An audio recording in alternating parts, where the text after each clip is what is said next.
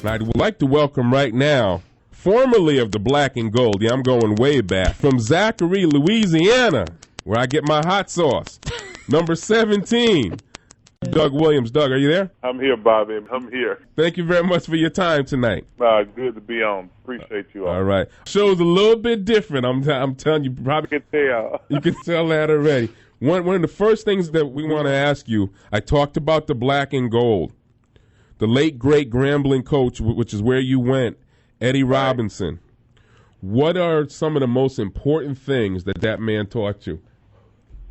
Well, I think anybody who had an opportunity to go to Grambling and play for Eddie Robinson was fortunate enough to not so much be coached by Eddie Robinson as much as mentored by Eddie Robinson, because it was bigger than football.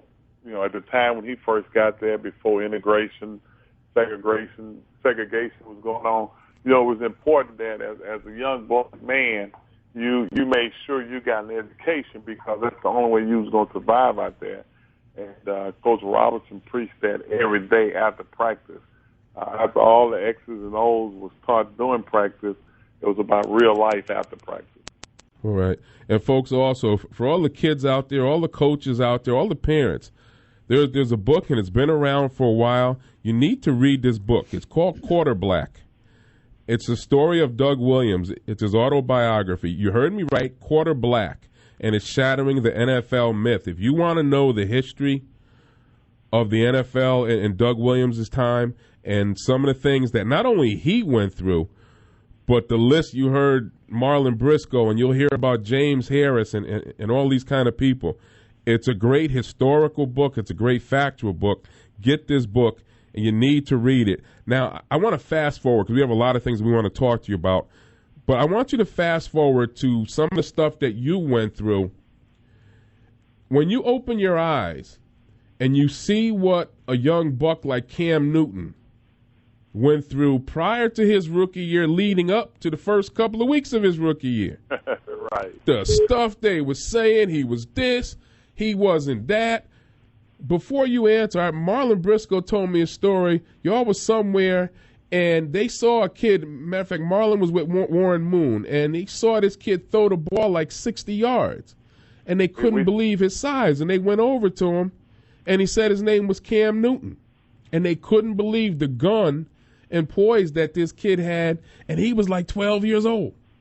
We saw him at a young age. You did? Okay. Down in Orlando, we all was together, James Harris, myself, Marlon, and Warren. Okay. And, that's the Cam Newton of today, is what we saw back then.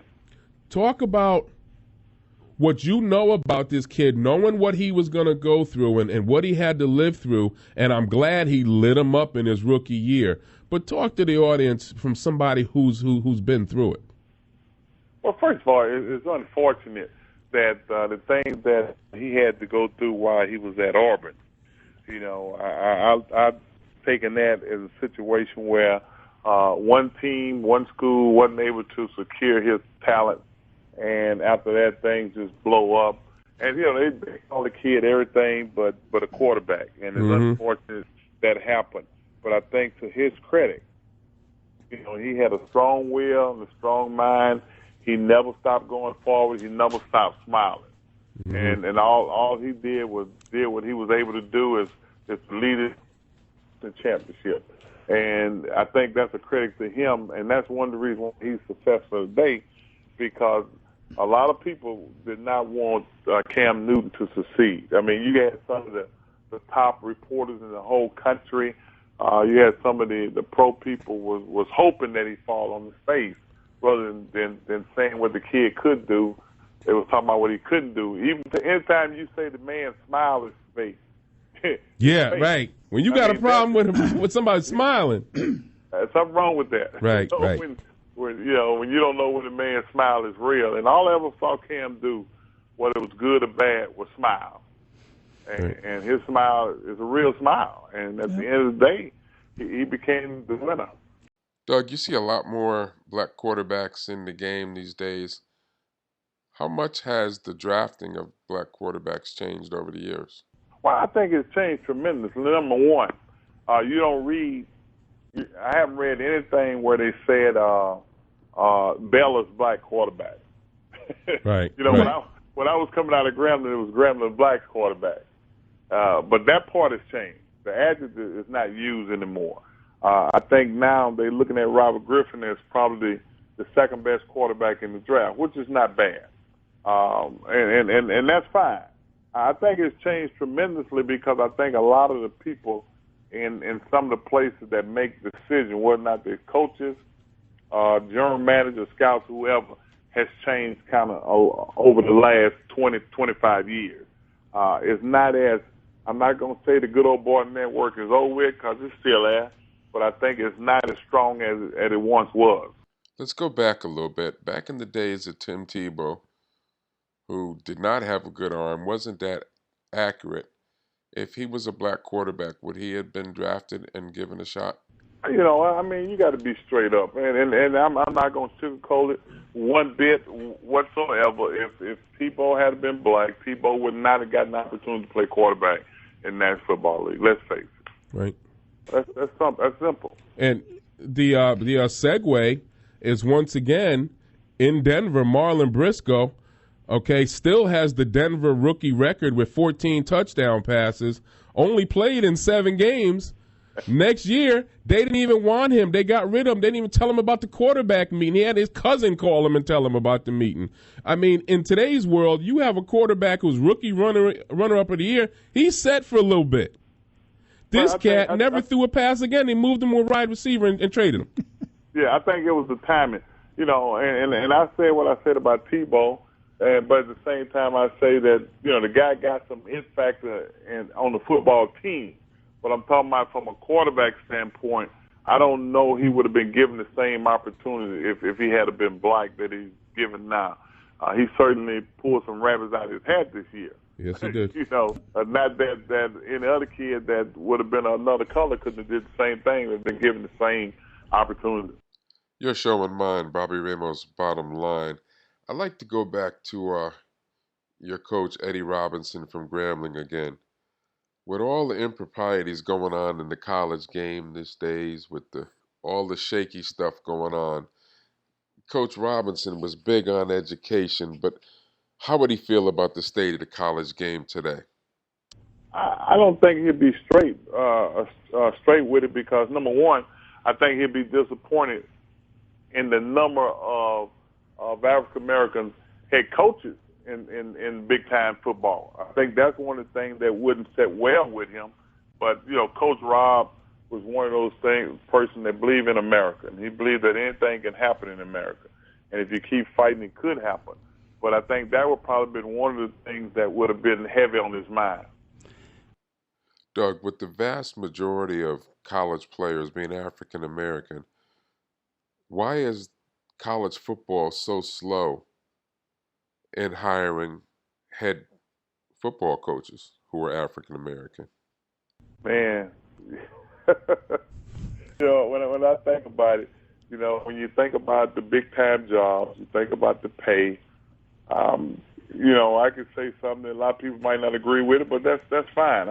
I think it's tough to put a black man in a position where you control that many kids on campus and football being the king of sports. I think a lot of the ADs, the president, alumni have a tough time with that at the big-time programs.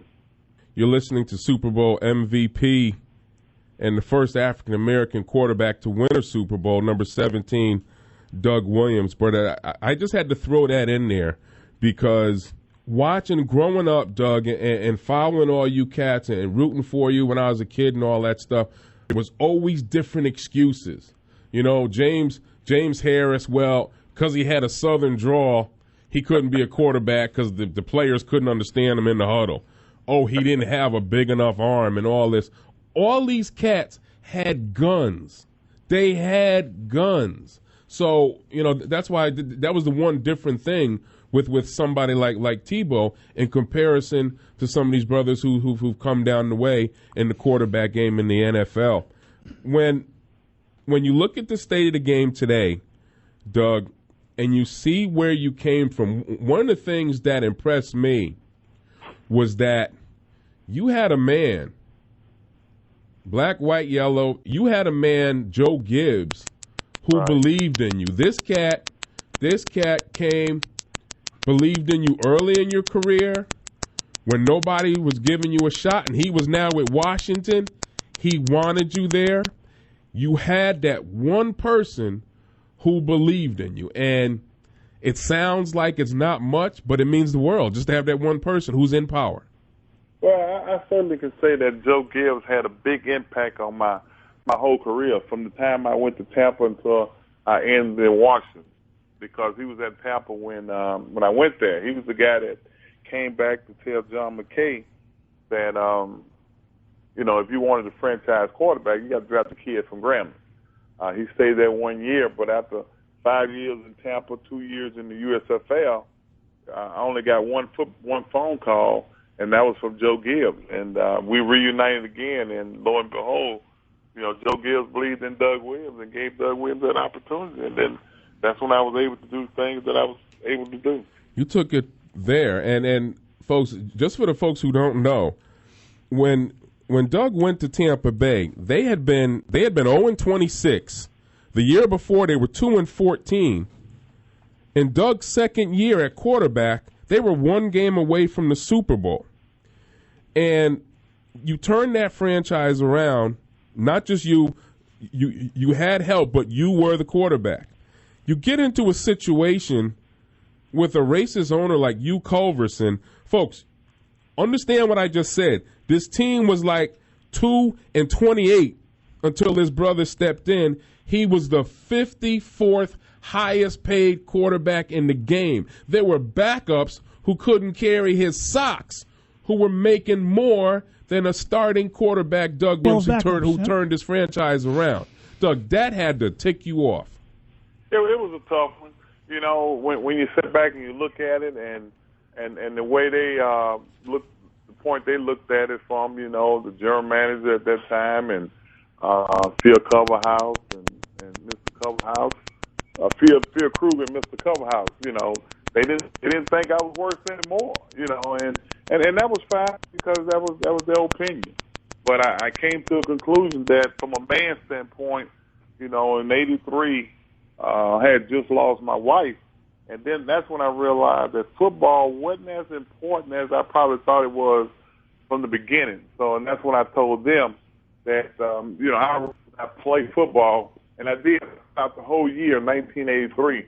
I missed the whole year of football because I was not going to go back. Coach McKay wanted me to come back and play for a year, sign a 1-year deal, and I told him I wasn't going to do it, because I felt like if you don't stand for something, you fall for anything, and I was in that position to fall for whatever they wanted to do.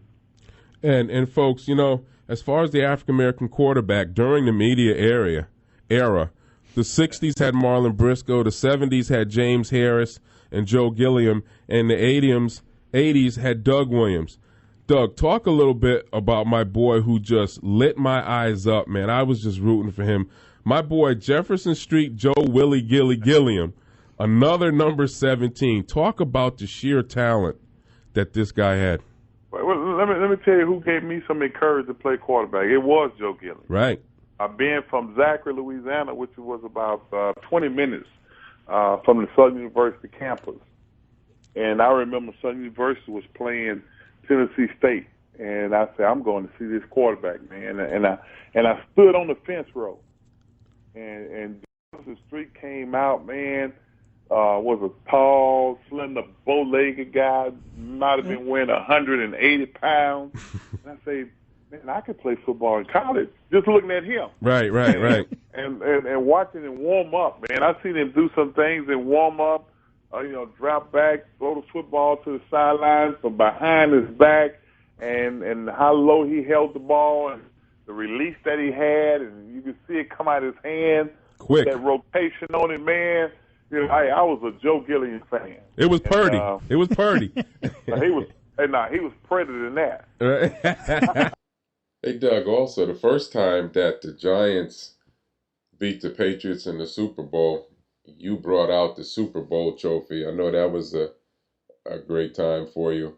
But talk about your Super Bowl winning appearance against the Redskins. I mean, You guys, it was, the 87, tail end of the 87 season, and you guys are down 10-0 in the first quarter. Second quarter, you just went on fire. You just went nuts. You went 9 for 11 for 4 touchdowns, 164 yards. You guys scored 35 points in the second quarter, most ever in a Super Bowl still. You guys go on to a 42-10 victory. You're the MVP. You go 18 for 29, 340 yards, 4 touchdowns. Prior to the game, what did you guys see in this Denver defense that you knew that you wanted to attack? Well, let me say this. We felt like this. We felt like we went into a frigid Chicago a few weeks early, and we was down 14 points and was able to beat the Chicago Bears in Chicago. And plus, you had never played in that kind of cold weather before. No, 13 below. Right. Then we came back, and the hottest team in football at that time was the Minnesota Vikings. We came back and we whooped those guys. And we felt like physically, the two best teams was the Chicago Bears and the Minnesota Vikings, and we had won those games. And when we got out to Denver, I can honestly say the best practice of football that I had ever been involved in my whole life, whether as a player, coach, or what have you, was in San Diego that week. That was down our mind that from a football standpoint, that we was going to win that football game. I mean, everybody was working on all cylinders in practice. It wasn't no redo, rehash. Everybody was on point as to say, hey, this is our Super Bowl. And the first quarter, when things wasn't going right and I got hurt and all that, I can remember on the sideline, Joe Gibbs walking to the sideline. He said, hey, relax, we're going to get this sucker to rolling. And the second half, we got it to rolling. And when you look at that football game from a physical standpoint, it wasn't even close because the Redskins completely dominate the line of scrimmage. Looking back at that game, to me it was a big deal. And now that I finally have it, I just want to thank you for, such an important moment for me growing up and seeing a black man do that, and I was able to visually witness it. I just want to tell you thank you for that. It was very telling for me to know about the NFL history, to do what you did for the Redskins, a team with an owner, George Preston Marshall, who didn't want any black players on his team, said it would never happen, right. Had to get a letter from the White House telling him, look, we use government money to build this stadium. You have to open the doors. And he brings in Bobby Mitchell for that to be done in Washington, of all places. Shirley Povich was a great writer for the Washington Post, Maury Povich's dad, and he had a great line I remember reading. The Redskins had just got beat by the Browns, and he said, Jimmy Brown, born and eligible to play for the Redskins, integrated their end zone 3 times today. And that was one of the greatest lines I ever saw. Was it important to you that you knew that, because the Redskins were the last team to bring a black player on board? Did that mean anything to you that you did it in Washington? You know what? I knew that, but to be honest with you, never really looked at it from that standpoint because, Bobby Mitchell and I were real close. Right. He was the GM there. Right. And I knew Bobby was the guy that they integrated that football team with, and by him being in the Hall of Fame, I looked at Bobby Mitchell as far as taking care of that problem, as far as doing what he did in Washington, letting them know that we was capable of doing the same thing that a lot of other people was able to do. You're listening to Your Show and Mine, Bobby Ramos' Bottom Line, with number 17, the iconic, the one and only Mr. Doug Williams, the first African-American quarterback to play and win a Super Bowl game. Bobby Mitchell went on a radio show and said that a lot of the players, because you had lame Jay Schrader there supposedly starting with his attitude, but Bobby Mitchell went on a radio show and said that a lot of players wanted Doug Williams to be quarterback. Now, Joe Gibbs was really upset with that because he's a quiet kind of guy, but that also helped to open the doors for you starting. Well, Joe was upset, but also knew that. Truth hurts. So, yeah, Joe knew it, but Joe is one of those guys that don't like controversy. And it was evident in the dressing room that that Jay Schrader was not a favorite in the Washington Redskins dressing room for whatever reason. It's unfortunate, because Jay had some ability, but Jay's attitude was a little different. But I thought he felt like he was a lot better than what he really was. He was nasty, selfish, and surly. I'll say it for you, bro. Hey, Doug, you had a very special relationship with your coach from Tampa Bay, Rich McVay. Can you speak on that for a minute? And also, do any of the young black quarterbacks of today come to you for advice with all that you've been through and accomplished? Well, John McKay and I, we had a great relationship. He called me Dougie, and that was old cliche. They say anytime John McKay called you Dougie, you're one of his favorites. And bless his soul, and bless his wife's soul, Corky, who also wrote me a letter once and told me that she thought John McKay only really loved one athlete, and that was O.J. Simpson. She said, but the 5 years that I spent with John McKay, she found out that John McKay loved Doug Wills more. I mean, I was trying to find that letter for the longest. But going back to what you're saying, I think it's unfortunate, and when I think about it, because Marlon, Warren, and myself and James Harris are pretty close. We've communicated quite a bit over the last few years. And I think Warren probably talked to more guys than we have because in the business that he's in, whether or not it's Cam, Donovan, or what have you.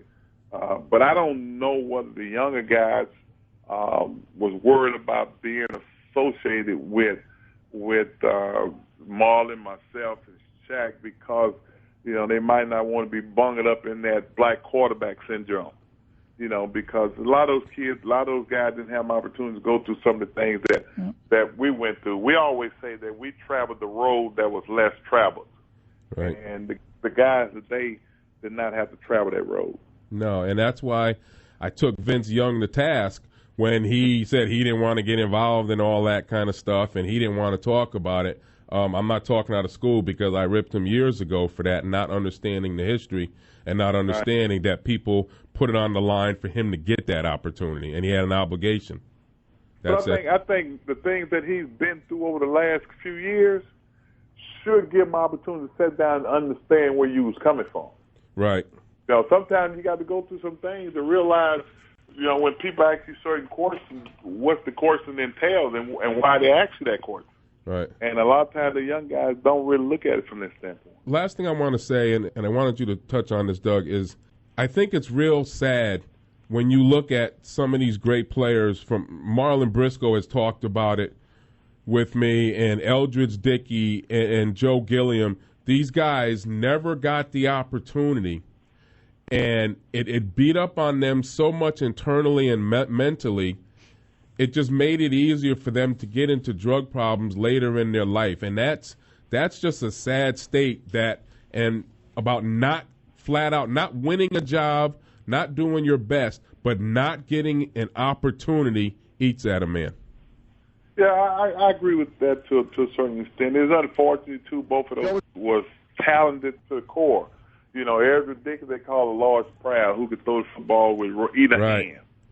Joe Gilliam proved what he could do when he went to Pittsburgh. 4-1-1. I don't think Joe lost his job. I just think they gave it back to Terry Bradshaw. Right. And that was a tough one for him.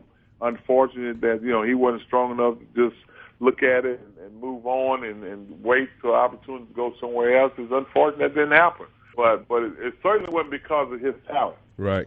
We all know that. Doug, I want to thank you for your time. We're going to have to get you again. We have so much that we want to get into you about. And you were talking about them calling you Dougie. This is for you going away. Yo, what's up, y'all? This is Doug E. Fresh. Doug Williams, sir, thank you very much for your time and your honesty, and we'll have you again down the road.